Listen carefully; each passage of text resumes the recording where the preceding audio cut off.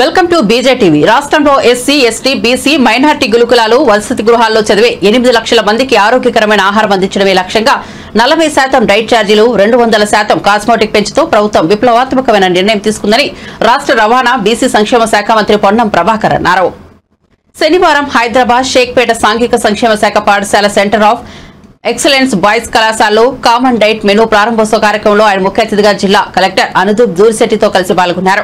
మంత్రి సంక్షేమ గురుకుల పాఠశాలలోని లైబ్రరీ సందర్శించి అందులోని పుస్తకాలను, కంప్యూటర్ రూమ్లను డిజిటల్ క్లాస్ లో సెంటర్ ఆఫ్ ఎక్సలెన్స్ ద్వారా విద్యార్థులకు అందిస్తున్న కోర్సులను పరిశీలించారు.